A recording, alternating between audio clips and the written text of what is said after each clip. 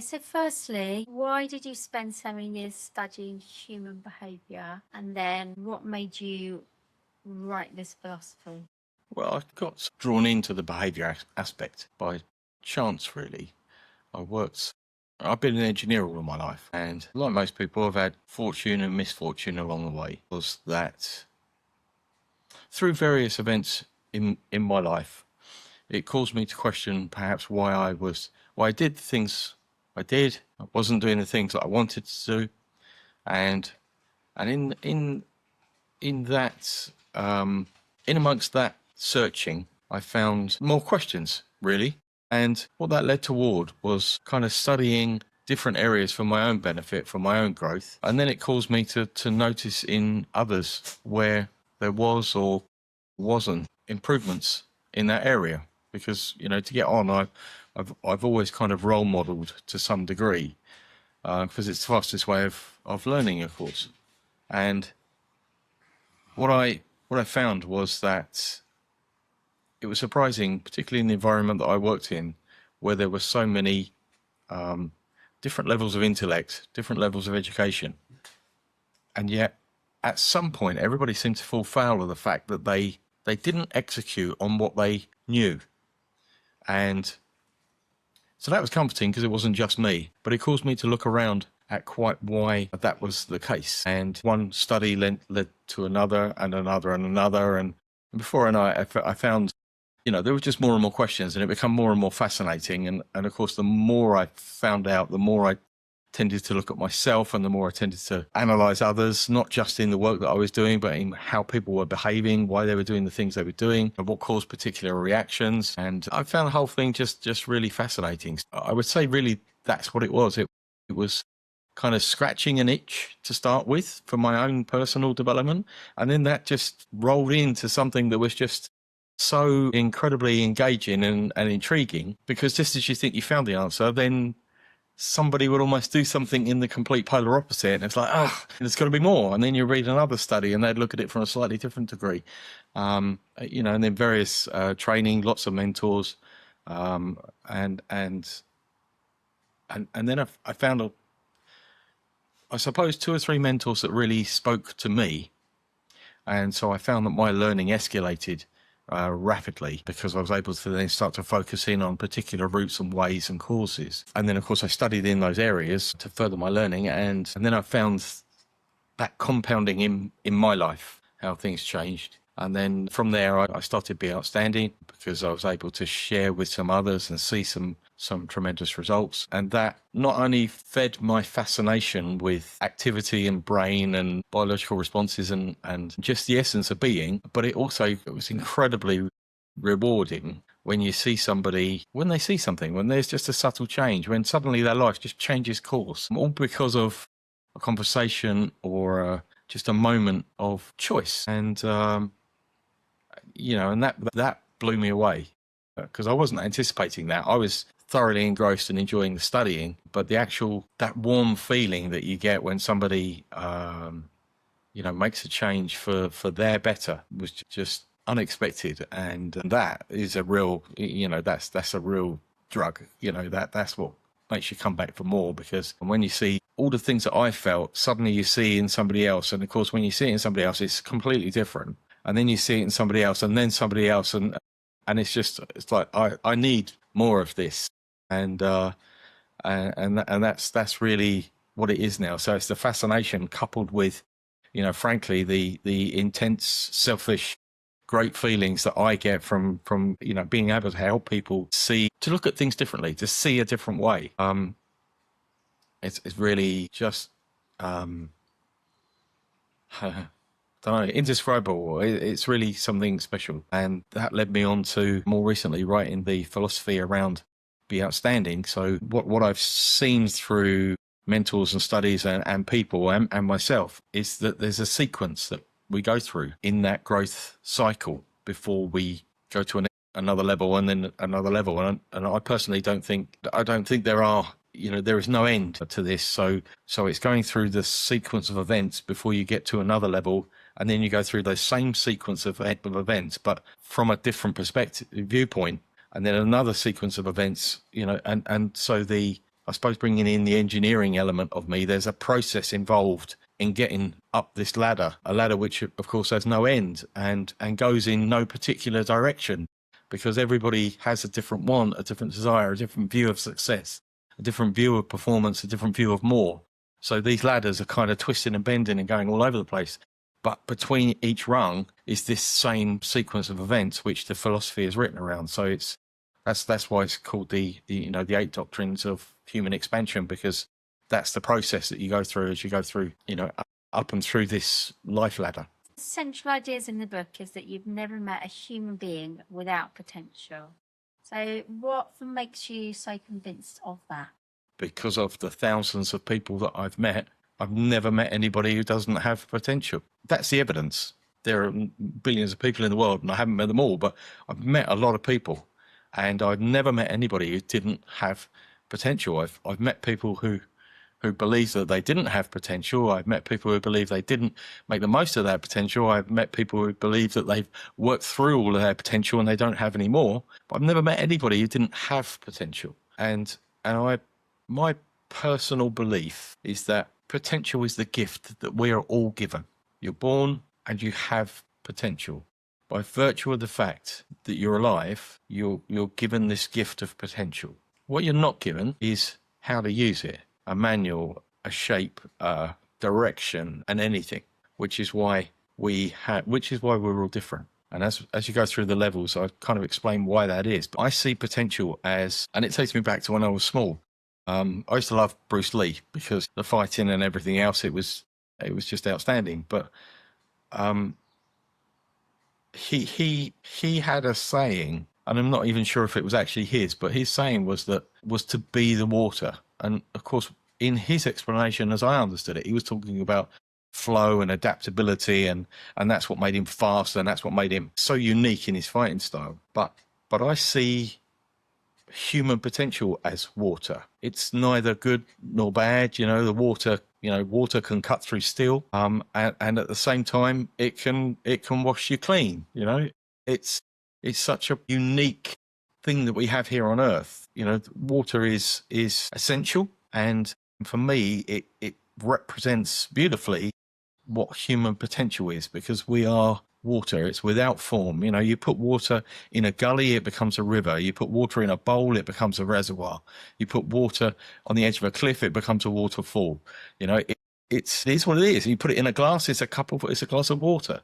And that's what potential is. It's an endless, formless. It just is.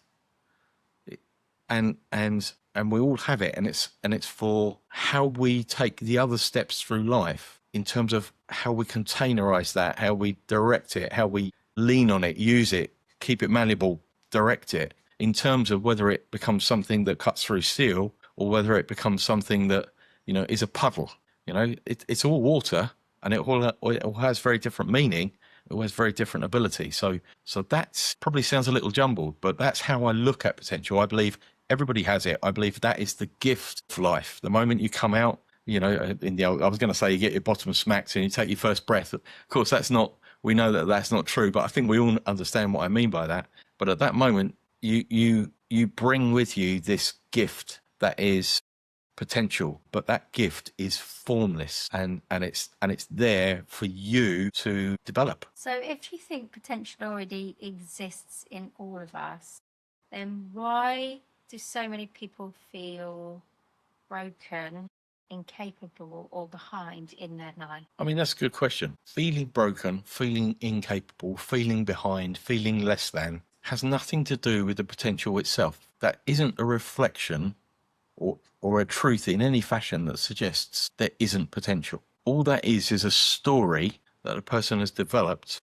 or had given to them that they're living into, that makes them believe that their potential is maybe this much as opposed to this much. But like I said, potential can be positive, it can be neutral, it can be negative. So you can use potential to be a criminal mastermind, just like a baddie in a movie. Or you can use potential to be a superhero and be the ultimate goodie. Or you can use potential to be another character on the street. It's the shape that you put the water into and the perspective that you give it. So if you look at your potential and you create a story that says I'm not big and strong and powerful, then you instantly shrink the container that potential's in. If you look and you say I can't do this and I've never been able to do that and I've never been able to do this, suddenly you twist the container again, and it's all of these stories and sort of the lens that we look at life through that distorts that container that the potential has been poured into. And I think that's why it's very easy for people to get essentially in a rut of belief that they are not capable of this. That's for people like that. I haven't had that fortune. I don't know how to calculate this. But that's not a reflection of less. That's just a reflection of the container that they've put the potential into. And that, through discussions, there's a way of unlocking those containers and allowing the potential to unfold. So that's why I think that's what proves that potential is formless. But obviously, perspective can be the container that you put it in. And when you have the perspective that your life is less than, that container is going to be kind of augmented to deliver that outcome. Your story about believing that you made your mother cry as a child. How did that experience shape your understanding of perspective? Yeah, that was at the event.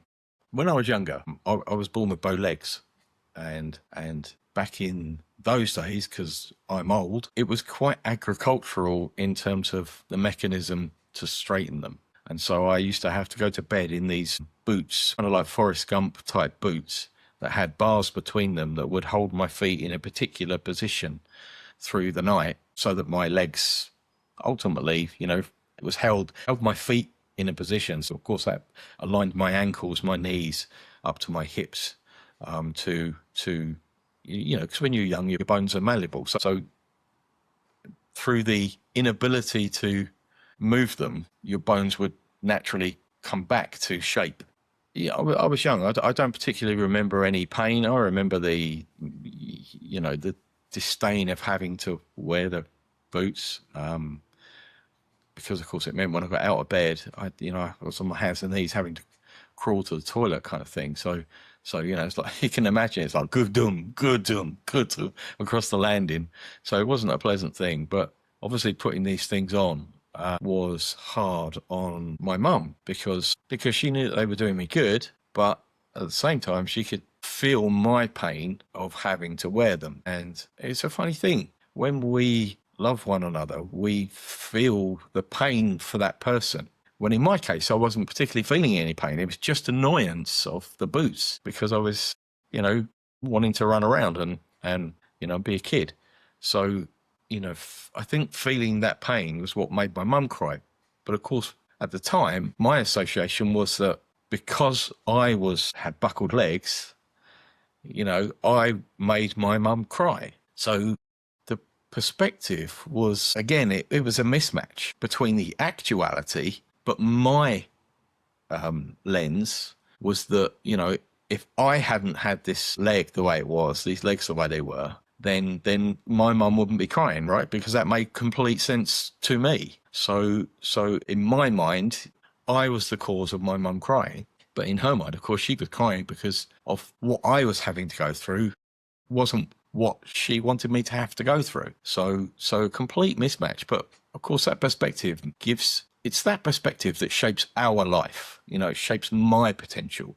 Because I took a view that I was the cause of that upset, because I wasn't straight. So, so you can see just by me saying that, how that could have limited the way I thought or approached things, because, not that I thought I was broken. I may have done at the time. I can't remember. It's a long time ago, but it's those kind of lenses and those kind of thoughts and those kind of responsibilities that we put on ourselves that make us think that we're not enough, we're not good enough, we're not fast enough, we're not capable. When you're just augmenting the container to suit a story that simply isn't true. That story, it simply wasn't true. I wasn't making my mum cry. My mum was crying for me, not because of me. But through my story, through my age at the time, but through my story, I changed that viewpoint to be my fault. So that's what I see now was actually what was going on there. But for how many years that shaped different decisions in my life, it is kind of unknown. Is it possible that most people's limitations are actually limitations of perspective rather than limitations of circumstance? Yeah, well, I mean that example there of my legs kind of demonstrates that. But it's very easy to, you hear it all the time, just in casual conversation. I can't do that because, yeah, but for people like me, for people like that, and all of those things are perspective, because the truth is you can, right? What layers over top of that, of course, is, desire, want, etc., etc. There's nothing to stop. There's nothing to stop somebody being a runner. I can't run. I'm 20 stone. Sure, in your current position, maybe you can't run the marathon in that time, but can you? And the answer is, if you wanted to, yes, you could. You could do the training. You could get the meal plan. You could do the resistance work, and you could absolutely run it. But it's in that moment. Could I do it tomorrow? Well, no, but I couldn't run a marathon tomorrow, and I'm fairly fit because I haven't trained any kind of running, with my tiny little legs. It's going to be an awful long way to just decide to run a 26-mile marathon tomorrow. It's not that simple. So, but it's not a case of I can't. It's a case of I'm not made that decision, and therefore I haven't taken those actions to provide that outcome. But it doesn't mean I can't. In the old days, questions like this, people say, yes, but I can't be an astronaut. But that was kind of like, whenever you said something like this, yes, but I can't be an astronaut, to prove the point wrong. But now you can be an astronaut. All you've got to do is give Jeff Bezos enough money, and he take you into space. These things. It's not. We're living in an age now. Well, we've always lived in an age, but now we're really living in an age where those possibilities are actually there. There might be a handful of other reasons that you have to get through in order to enable that possibility, but they're 100% there in exactly the same way as the simplest of tasks. So, yeah, I do believe a lot of it's about perspective. You make a distinction between certainty and direction. Why do you believe direction matters more than certainty? Well, certainty is an interesting subject in itself, isn't it? The need to be certain. How often in your life are things certain? The only time they're truly certain is when you decide to not do it. And you're deciding to not do it because you can't be certain of the outcome. So the only way to create certainty is to not change, is to not offer open to risk. I can't be certain the party's going to be awesome, so I'm not going to go. Well, that's one way of making a certain decision. It certainly isn't, because you're not there, you're not experiencing it, you don't know. That's the only way to be certain, isn't it? Everything else is a risk. And not necessarily a risk in a life-threatening way, but it's an unknown. We get in our car, we drive to work. Yes, we know how to drive. Yes, we know where we're going. All of those things. But there's an element of absolute uncertainty because everybody else is driving to work. And you never know what's going to happen.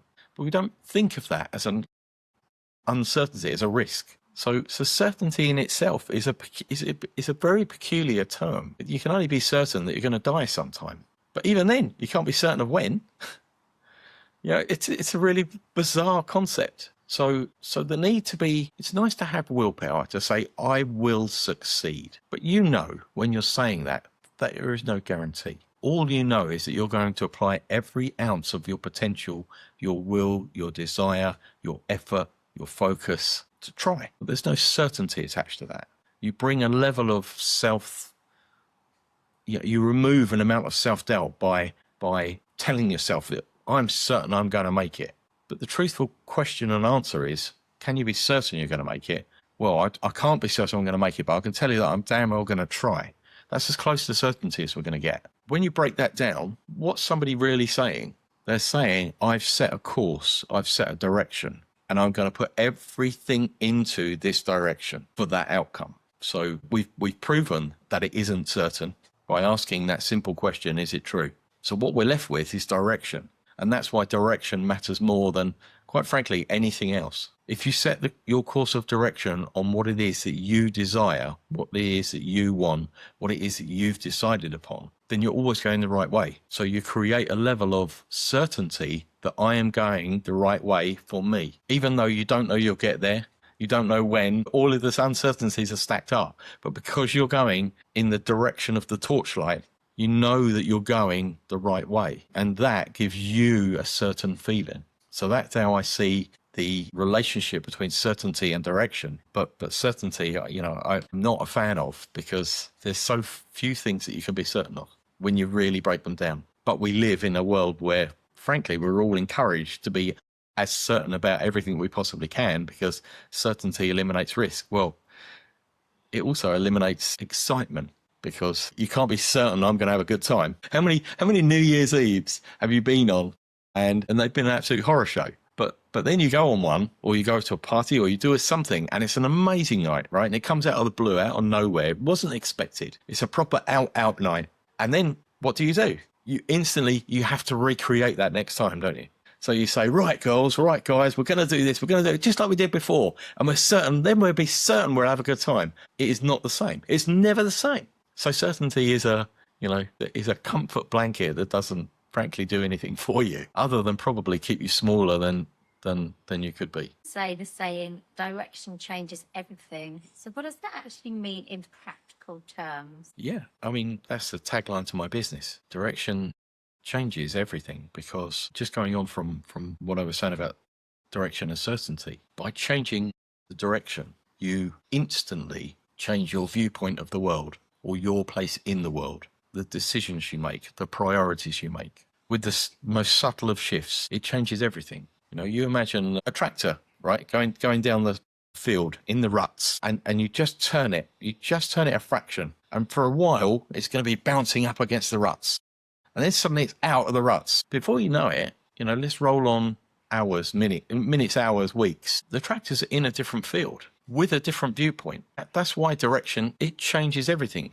Why? Because all of a sudden you've set different priorities. You're more open to, I want this now. And it's probably okay to change direction at any time, but you need to consciously, intentionally change direction. It's not okay to live with no direction, so therefore you follow everybody else's direction, because you have no clue where you're going. You don't know why you're going there, and it like sucks the life out of you, because you end up somewhere and it's like, what brought you here? I don't know, I don't know. Bob said, or Karen said, and here I am. Are you having a good time? No, I don't want to be here. Because you followed somebody else's direction. So intentful direction doesn't mean I've got to set a course and that's where I'm going for the rest of my life. It means I'm setting a course and I'm following those steps. And because of that, you get that fulfillment, you get that feedback. If you don't like the feedback, you change direction, you pivot, you change 2 millimeters, you go this way. You feel that feedback, it feels good, you carry on that way. That's how life works, and that's why direction is important, because it gives you feedback on your choice. And when you're getting feedback on your choice, it feels you're in control. There's an element of control. When you're getting feedback on somebody else's choice that you're following, it never really feels great, it never really feels bad, it's just kind of blur, isn't it? Because it's a choice that you didn't make, you're just tagging along. Did you like it? It's all right. Would you go again? Yeah, maybe. I mean, again, you've heard it so much, right? But that's what it tends to bring on. My favourite sections was your distinction between decisions and preferences. What's the difference? Decisions and preferences I think this is core to where we live today. And it's something I see time and time again when I'm talking with people. I ask them, how often do you make decisions? And you get a confused look back all the time. Do you? Do you really? Yeah, of course. And you say, okay, when was the last time you were truly decisive? And they kind of look and it hits them, it feels different. But there's no reason for it to be different, because a decision is being decisive. When you word decision, it's kind of almost become a if, but, and, when. It's just a word. But when you ask somebody if they're being decisive, it brings more weight. It feels more intentional. And that I think in itself is interesting. The fact that two words that really mean the same have different feel of weight in terms of what it means in your life. in your day to day. But decision, comes from the Latin to mean cut off. So the decision is cutting off all other possibilities. And I think that's important because I don't think people think of decision that way. And that's why I call it a preference. It's not actually a decision. It's I've just got to do this. It's not, I've decided that this is what I'm doing. It's at the end of a sequence. In order to do this, I have to do this and this and this and this. Did you decide to do that? Oh, yeah, they were all decisions. Were they? Because I think if they spent 24 hours being truly decisive, they wouldn't do probably 3/4 of the things that they've done.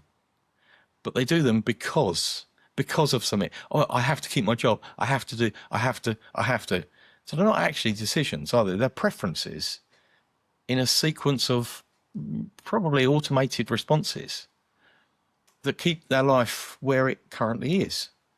Whereas if you was to take somebody just to the side and say, right, here's a blank piece of paper. Tomorrow, you only make conscious decisions and with no consequences, no financial consequences, no consequence in any relationships, in anything. I want you to be absolutely conscious and decisive every single time. Well, I'd tell you that 99.9% of people on the planet would have a very different day. And that's why I think it's important to look at the word decision and how it impacts your life. Because, are you being decisive or are you just following preferential choices to keep the noise down? And if you're keeping the noise down, there's nothing wrong with that. That's perfectly okay. But what is the negative impact on your life because you're not making conscious decisions? Because, this is where then you start to look at identity and alignment. And when you're not making conscious decisions that are with yourself, in tune with your morals, in tune with your wants, in tune with your direction, things then start to get a little bit noisy and a little bit busy and a little bit chaotic. Stress tends to rise because you're going against, in some cases, what you truly want. And it creates internal friction. And internal friction creates exhaustion, it creates stress, it creates cluttered thinking, it creates clumsiness, it creates, there's so many, detrimental effects that really are caused through that level of like misaligned friction in the body. So decision is important, I think. You argue that real decisions simplify life rather than make it harder. Can you explain that to us? Yeah. Decisions, I believe decisions do make life easier. And not every decision, some decisions are hard, right? Because they affect the people very close to you. When you make a decision, it doesn't really matter how hard that single decision is. When you make that decision, what you actually do is eradicate all other decisions. And that's the important part, because it's not necessarily the decision that you're making. It's all of the other possibilities that you're wiping away. And that's what's freeing. That's why decisions are they're just so powerful, and I put it to anybody when they are truly decisive about something, when they've perhaps ruminated on something over and over and agonized and should I spend the money? And then it's like, do you know what? I'm getting it. I'm doing it. This is it. And they make that decision. They pull the trigger. It's like the weight off the shoulders is immense, and why is that? It's not so much the decision. It's the removal of all of the other possibilities. Even when it's the hard decision, when I say this, it's going to be a bomb. All of the possibilities of that conversation vanish in an instant because you've made the decision. And that's why it's so powerful. So yeah, I'm not sure if that answers your question, but that's how I see it. And that's why I believe it is so effective, when you can do that, because, and of course, the more you do it, it's like any muscle, the more you do it, the better at it you get. And the easier it is, it takes less time because, that's, I think, the hard bit. People find it, I find it hard to make a decision. They find it hard to settle on pulling the trigger. I've been trying to give up smoking for 10 years. No, you've been thinking about it for 10 years and then you made a decision. And in the moment, suddenly I'm a non-smoker. It's that, well, it's not that simple, but it is that simple. And when you can kind of get your head over all the but, all of the story, all the why it's tough, all the why it didn't work before, the actual decision is very, very simple. And often you know it. You're carrying it around. In some cases, some people carry it around in that like all of our life without, and it's a friction, it's a heaviness, it's hard. The better you can actually get at the small decisions, the easier the big decisions become. Work. Why do intelligent people still struggle to do the things they already know they should do? Tom is one of those elements that even when, for instance, you work through the philosophy, Tom kind of sits in the middle there, because when somebody has direction, they have a decision, they have a behavior pattern. This is the part where something will step in and reaction will come. Almost, well, it's automated. It's an automated reaction. Going all the way back to the old days, when we were out hunting and you'd walk along and suddenly there's something, and it's, a tiger in the grass or something. And you instinctively need to, you get the fight, flight, freeze or fight response. So the amygdala steps in to save you. The brain is there not to give you wonderful things. It's there to keep you alive. And so you get the rush and the flood of chemicals that are necessary to take the action proportionate to what you see as the danger. Fast forward a few thousand years to now, and there are no tigers. We don't live in that kind of danger. Not in the West, anyway.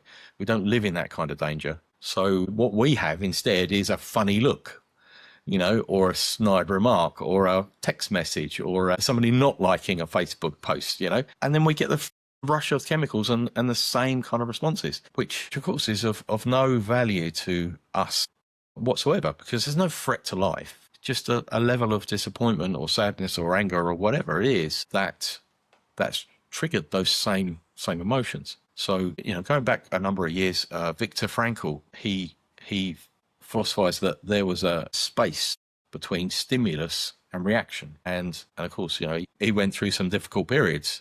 So to come up with that concept was, I think both astonishing and at the same time questionable. But it's true, and that's where Tom sits. It sits right between the moment where you get the message and you have the reaction. There is that moment. That's what Tom is. It's take one moment. It's catching that feeling. And more often than not, your body will betray you in terms of reaction to, stimulus to reaction. And that might come as a tight chest. It might come as a funny feeling in your stomach. But we're talking like fractions of a second. You feel it before you add a meaning to it. And then the moment you add a meaning to it, you flood the chemicals and you're off. You're already running down the field. So Tom is kind of teaching people not to create a new behavior, but simply to notice the moment, because by bringing in just another fraction of a second, it's enough to allow the second portion of the brain, if you like, the fast brain and then the prefrontal cortex to catch up. And when it does, it always comes with a more aligned choice. But all you have to do is not think of what should I do instead. You just have to catch the moment, because if you catch the moment, something else will appear. And that, I think, is important, because I think in a lot of teaching, we kind of teach people, every time this happens, do this instead. And it's kind of a bit like a Pavlov's dog type thing. You're not necessarily doing something you want to do. You're just doing something else. It's like ding, and that's not, it's a good technique, but it's not actually functioning, is it? It's not functioning in a way that is progressive to you. It's just an alternative to what the amygdala says. So it's great for like anger management. Well, instead of breaking the window, suck your thumb. Wonderful. That's like massively a step forward. But what would be even better is just seeing that moment before there's the rush of chemical and the action. And just by seeing that is enough time for the mind to catch up and give you a more aligned response, which might be take a breath, it might be step away, it might be get angry. Sometimes that is the right response, but it will be an aligned response rather than a reactive response, because reactions tend to be conditioned. So you might be a 50-year-old person reacting to something in a way that you learned to react to it when you were 6 years old, and that's where there's a massive misalignment. You don't see many 50-year-old men stamping and screaming like a 6-year-old, but the response can be alarmingly similar.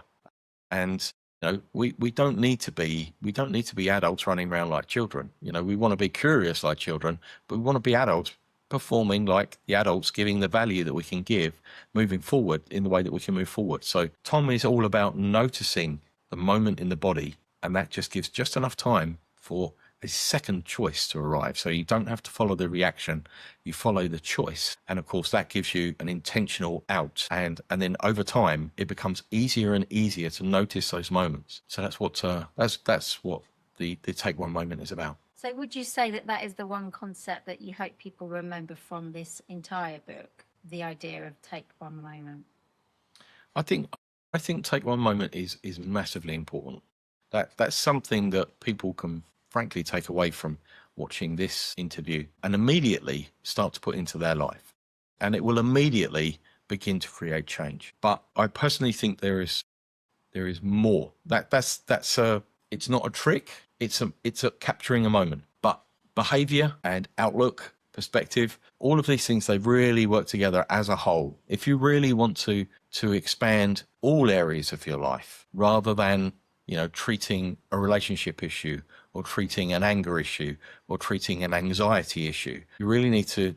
There are sections within the book that I think are hugely valuable, depending on exactly where you are in that cycle. Tom is something that can help quite literally everybody, everybody. But if you truly want to take more away for yourself, then I think each reader will probably find they resonate to a particular area. For me, I think the takeaway from the entire book really is the outlook on potential and perspective. I think so many people are stuck in that area, and I think that's, for me, I think that's hugely valuable. By the same token, direction is everything, and these things are a sequence and a pattern. One proves the other, and it proves the one before, and that's the way these things evolve. So yeah, Tom as a very quick, if you can leave with anything and remember it, try and notice the moment. 100%, it's 100% valuable to everybody. But I think the philosophy as a whole, I think, well, I'll be interested in what people come back with, what resonates with them, because I truly think different people are going to read it at different times and find that they resonate with a different section. Right, that behaviour creates evidence and evidence creates identity. Can you unpack that? Yeah. I mean, you've probably heard me say before, you are what you do. And it's very simple to say that, but really think about it. It's very easy to be that kind of very woke person who says, oh, don't litter. Don't litter. Oh, absolutely. Oh, it's abhorrent. You can't be doing this. You can't be doing that. And then be the person who drives along and chucks something out the window, right? Because you are what you do. You're not necessarily what you say you do. You're what you actually do. And behavior is a really funny one, because how many times you sat and had a conversation with somebody, and it'll be a very intellectual conversation, and it might be about something that's fairly innocuous, but the person, and that the things that they're saying are not what they demonstrate. And that's the difficulty, because it's almost as if our brains play a trick on us. And I wrote an article about this, why people don't do what they know. But it's this element of, for instance, you take a course, you get the certificate, and it signs off in our brain that, well, yeah, I know that, so now I do that. And it's just not true. It's just not true with most people. They know all of this stuff, but they simply don't do it. So yeah, for me, behavior creates evidence, and evidence creates identity in the truest of senses, because you build the identity around what you actually do, not what you think you do. And the difficulty is when you think your identity is one thing, and then you find that things aren't working out for you. There's a level of unhappiness. It might be a relationship, it might be finances, it might be your career. It's because you're not who you think you are. How many people do you know who are, frankly, are stressed to the gills, and they say, yeah, I'm laid back, me. Yeah, I'm laid back. It's like, what the fuck? You're not laid back? It's just crazy, isn't it? Because it's that disproportion between the intellect and the reality. And really, it's identity. Identity isn't about closing the gap, but identity sits with the actuality, not the desire. You can set goals and you can work towards it, but by doing that, the behavior creates the evidence. So that's why I have it that way around. A lot of people have it the other way around, but it's the proof is in the pudding. You know, there's all these sayings, you know, the proof is there. The evidence is what you do, not what you know or think you do. And that's quite compelling because a lot of people get called out on that, myself included. You have to, yeah, again, this why it all comes back to trying to be as conscious as possible and as intentional as possible, because when you set the direction, you make a decision. When you make a decision, you take an action. When you take an action, you create a behaviour. When you've created the behaviour, you've solidified a new identity. Fascinating is your suggestion that identity isn't discovered, it's created. Why do you believe that? Because it's built upon the behaviours that you conduct. You know, it's your conduct. Your conduct creates your identity because it changes at all phases through your life. There are core blueprint beliefs that sit below that. That's where the kind of I'm not enough and, you know, I'm not worthy of love sit. And they can have massive impacts on the shape of that identity. But your identity itself is actually built upon your behaviours, not your knowledge. And so, for instance, people will use labels. We're living in an age now where labels are really quite compelling. And if somebody uses a label enough, their identity will shift to the label. You know, why? Because they'll look up what their label means, and then they start to enact all of these things. And before that, you know it, they've shifted to the label, and it's a very dangerous thing. Because again, you know, knowledge is not power; it's potential power. It's only power when you execute it. And so if you're not executing, then it's being left to relative chance. But it's very easy to create a label, to say, you know what, I'm a doctor. And, you know, but that's not true, is it? The career is a doctor, but there's a whole life outside of being a doctor. They're not a doctor 24 hours a day, 365 days a year.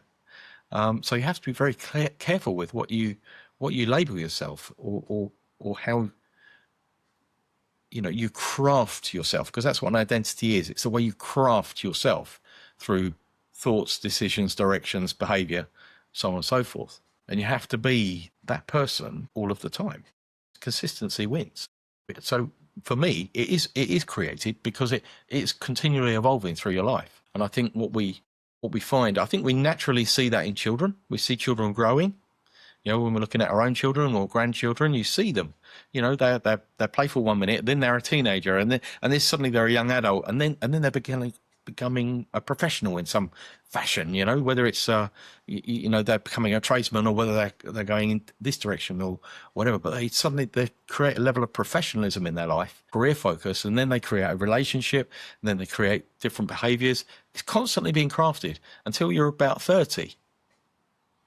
And at about 30, 35, we sort of take our foot off the gas, and then we want more, but we don't necessarily change to do more.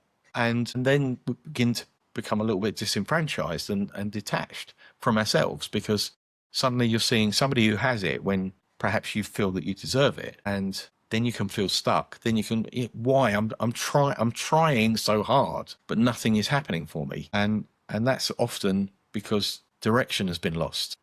So you're trying, and the trying, of course, is running around and around in other people's directions, and therefore you're not making the ground of your direction. So I believe identity is created, and I believe it's constantly being created. So the ability to change your identity at any time is absolutely possible. And as belonging, most people think that belonging comes from finding the right tribe, but you seem to see that differently. Yeah, the final doctrine in the philosophy is belonging, and yes, it's not that I don't think it's got anything to do with others. It has. You know, we're community-based beings, but in the sequence of events, belonging really is where you become at ease with the new identity, the phase of identity that you've created. So you've gone through the change in perspective, you've gone through the direction, you've gone through decisions, you've gone through behavioral changes. And then what you find is when you make those shifts and changes, it's like a pebble in the pond for your life. And quite literally what you will find is that everybody that you're connected to will start to see you differently, because you're beginning to operate differently. You're making very subtle changes, maybe in your language, maybe in your appearance, maybe in, you know, just the way you're showing up, your energy, your engagement, your focus, because you've made, you know, a handful of decisions based on a direction that you've chosen, and then you've executed on that, And so therefore you become, by the very nature of all of those compounding events, a different version of you. Not a different person, actually more of you. So you naturally find in those scenarios that everyone kind of looks at you a little different. Some people fall away because, you know, the new you is a bit hard for them to be with. And other people, they lean in because it's like, wow, I like the fact that you're listening to me today, you know, and it just creates a complete, it's as though there's a new energy. It creates a completely different dynamic with your circle. And of course, that might encourage, because people are falling out of the circle, more people come into the circle. So things continually move and evolve. So you, in essence, create your community through your ease with who you are now. You've gone through the 8 sequences, and the belonging stage is where you become comfortable with your new criteria, your new operating system. By virtue of that, you operate consistently. Because you're operating consistently in a slightly different way, the community comes to you, or you find your community. So it is about the right tribe, but it's about the right you first. So that's, for me, that's belonging. It's where you feel that you belong in this new version of you. And then that allows you to find your community. Then when you're ready, when you've had that comfort long enough, you go back to the beginning, you look at the perspective from the new vantage point, and the cycle commences once again. And that's the cycle of continual growth and expansion, because every mountain is a different view. So it has to be, whilst the process is the same, the questions are the same, but the answers are always going to be different, because you see different things from different levels. That's how I see belonging. If somebody finished this interview feeling inspired but also a little bit overwhelmed, what would be the very first step that you'd encourage them to take tomorrow? I think if somebody was inspired but nervous, I think that's only natural. I would just simply say to them to trust that it is within them. And if they follow the sequence, find where they resonate, get a bit of paper, scribble down some answers, simply think about that. What they'll find is that in no time at all, they will create a meaning list of priorities that really mean something to them. You know, take out all the if, buts, and maybes, but write down what really matters to you. Then look at how you operate around what really matters to you. How much else do you do?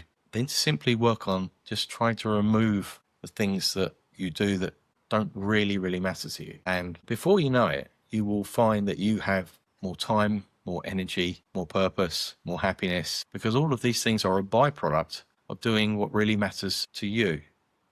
And of course, each and every person, that's going to be different, but it doesn't mean it's any less valuable. Okay, this is a bonus question. After everything you've studied, coached, and experienced, what do you now believe is the biggest misunderstanding human beings have about themselves? The biggest misconception that they have is that they believe they aren't capable, and it's simply not true. Change your view.